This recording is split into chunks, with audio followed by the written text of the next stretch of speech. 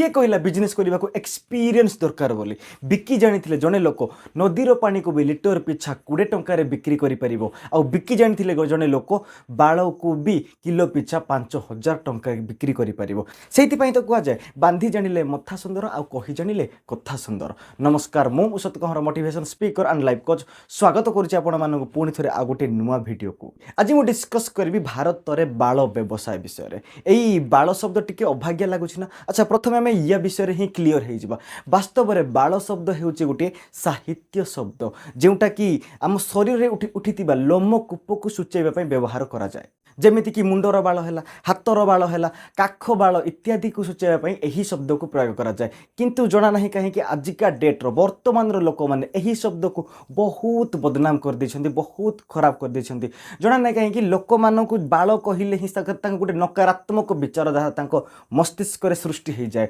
गोटे negative thought brain रे सृष्टि हो जाए। भाषा अध्ययन कर पुस्तक को साहित्य पुस्तक बोली कहुए।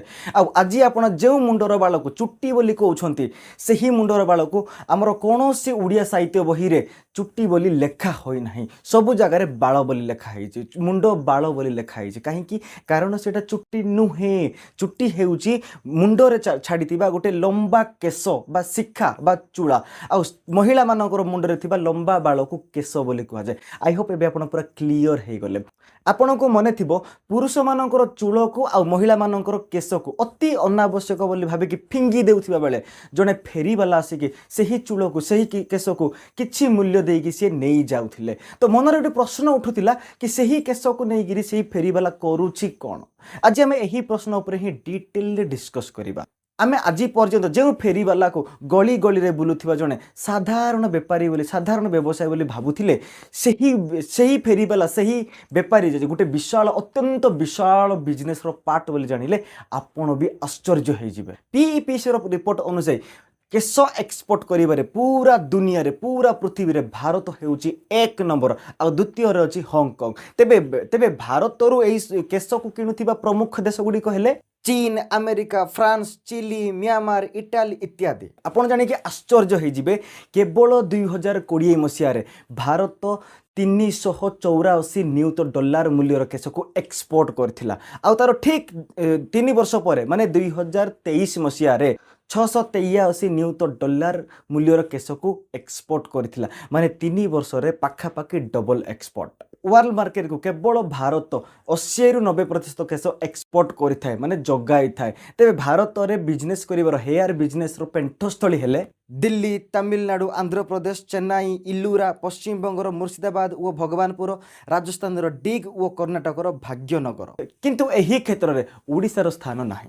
40% हेयर कलेक्शन प्रोसेसिंग होता है कर्णाटक भाग्यनगर में। इनफैक्ट ये भारतर चूल राजधानी बा हेयर कैपिटल ऑफ इंडिया बोलिक कह जाए। आथि 200 रु अधिक हेयर एंटरप्राइजेस रही 6000 रु 8000 लोक मैंने काम कर अर्थात रोजगार पाउछंती।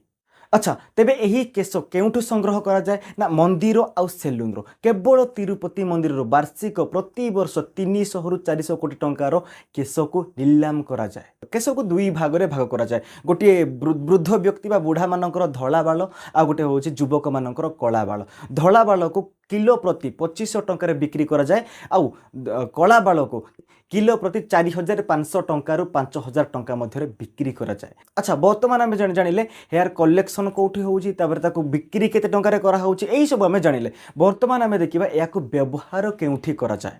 बर्तमान देखा जाउतबा युवक मानकर चंदापण दूर करिबारे व्यवहार करा जाए। फैशन दुनिया रे एहार बहुत डिमांड रही आखि पतार नकली रूम सृष्टि करिबारे एहार बहुत व्यवहृत होइथाय। आउ साजसज्जा सामग्री जमीती कंढे इत्यादि तैयारी करिबारे व्यवहार करा जाए। आउ सार प्रस्तुत करिबारे मध्ये व्यवहार करा जाए। आउ वाद्य यंत्र प्रस्तुति रे व्यवहार करा जाए।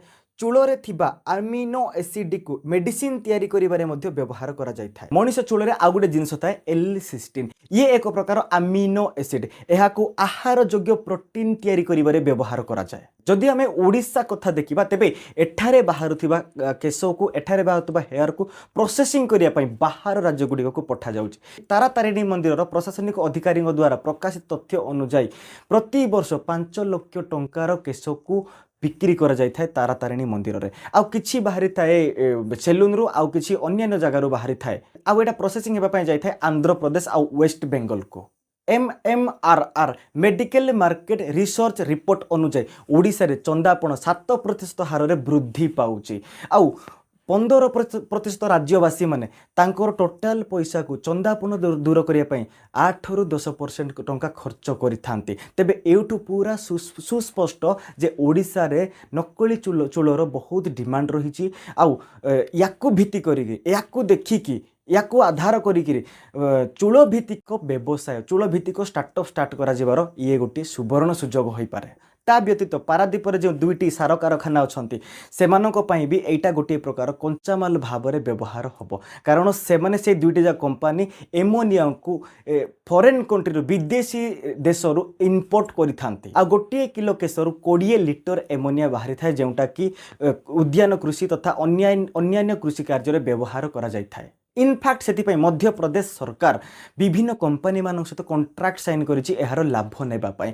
वर्तमान आम ओडिशा रे बीजेपी सरकार अर्थात डबल इंजिन सरकार जो सरकार के जो दल के इलेक्शन पूर्व कहूला ओडिशा को भारतर 1 नंबर राज्य बनैब बोलिक 1 नंबर राज्य करियो बोलिक देखिबा वर्तमान से एही उद्योग पई एही बिजनेस पई कौन तार सुजोग करुछि कौन तार व्यवस्था करुछि दुखर विषय यही हेयर फॉरेन कंट्री प्रोसेसिंग होउची आ भारतर मार्केट को प्रवेश करुची आ चढ़ा दर रे हाई रेट रे बिक्री करुची तो गवर्नमेंट रो मेन काम रहिबो एठी मेन रोल रहिबो कि सीए कोन करिवो गवर्नमेंट कोन करियो ना युवक माननकु एही चूल भित्तिक व्यवसाय पई स्टार्टअप पई लोक माननकु ट्रेनिंग देबो लोक माननकु प्रस्तुत करिवो ठीक अछि आज पई एतिकी मात्र पुणी देखा हबा खूब शीघ्र गोटे आ गोटे नया वीडियो सहित से पर्यंत प्रेम पूर्वक धन्यवाद।